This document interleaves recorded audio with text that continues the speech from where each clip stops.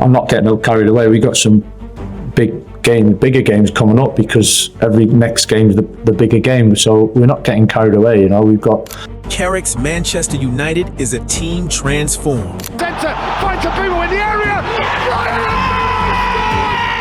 After years of inconsistency, something has clicked. I think Michael came in with the right ideas of giving the players the responsibility also, but some freedom. And I was sure that Michael could be a great manager. He's very good. Under Michael Carrick, United now plays with purpose, control, and confidence. No more disjointed attacks or defensive chaos. Carrick has brought structure and energy back to the squad. Players like Bruno Fernandes. Oh, brilliant. Brilliant, Bruno Fernandes. Ahmad. To Ahmad.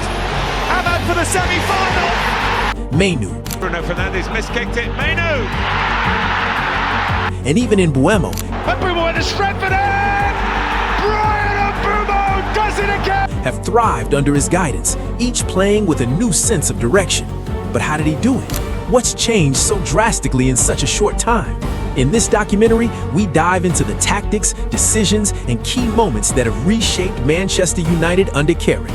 Get ready to see why this team looks completely different and why it might be the rebirth United has been waiting for. Let's face it, Manchester United has been through a lot, from the departure of Sir Alex Ferguson, 2 Champions League titles, Intercontinental Cup, 1 FIFA Club World Cup, and 13 Premier League titles, to a series of managerial changes that promised the world but delivered little. David Moyes, Louis van Gaal, Jose Mourinho, and even Ole Gunnar Solskjaer all took their turn at trying to bring Manchester United back to the top, but none were able to achieve the consistency, tactical brilliance, and long-term success United fans craved. The recent surprise under Michael Carrick, a whole different story.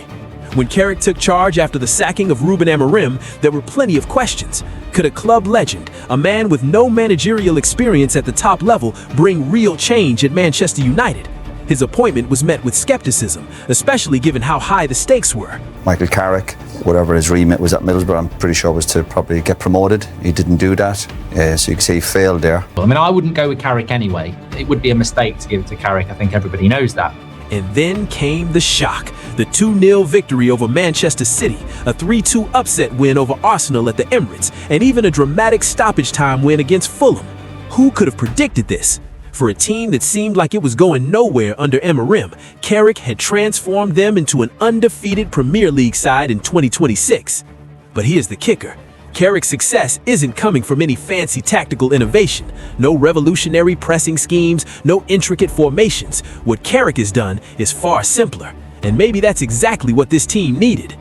In today's football, managers are expected to hyper-optimize everything, overcomplicated tactics, intricate systems, and constantly evolving strategies. But Carrick has flipped the script. While others chase tactical complexity, he's found something more basic, a clear, simple plan that works for this squad. Instead of tinkering with every role and trying to reinvent the wheel, Carrick has simplified things. He's given his players clear, straightforward roles. He's trusted them to play on instinct, and it's working. This is a system that the players already know instinctively. A solid back four with Casemiro and Kobbie Mainoo in midfield gives United the defensive stability they desperately needed. Up front, Bruno Fernandes flourishes in his natural number 10 role, supported by wide players who are encouraged to stay wide and create space.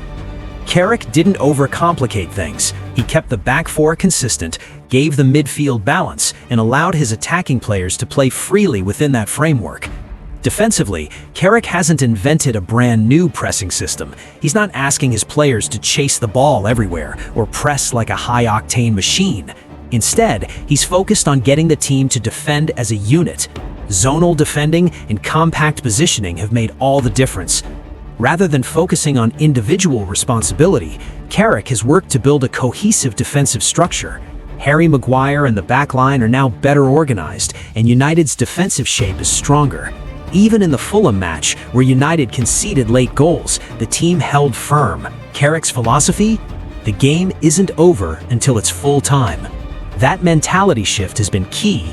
Players now show freedom on the pitch, freedom to play, freedom to express themselves, and most importantly, freedom to believe that the team will always fight until the final whistle. Carrick's approach is simple. Make sure players understand their roles clearly and let them focus on what they do best. This change in approach has led to better cohesion and higher team morale. The players feel it, and it shows. One of the most striking elements of Carrick's approach is the clarity with which he communicates with the team. Defenders like Harry Maguire have spoken about Carrick's direct involvement in training, praising his leadership on and off the pitch. You could always tell that if he wanted to be a successful manager, he could definitely go and do that. He's obviously learnt his trade at Middlesbrough, and to make the transition into us, I think he feels comfortable in the role, and I think that's an important part, like you said. He's not just standing on the touchline barking orders. He's out there with the players, guiding them, offering advice, and showing leadership by example. In his post-match interviews, Carrick has consistently avoided using complex tactical jargon. Instead, he focuses on team mentality, belief, and collective effort. After United's wins over Arsenal and Fulham, he emphasized the importance of staying calm, believing in each other, and not letting individual moments define the game. He talks about trusting the process and playing for the team.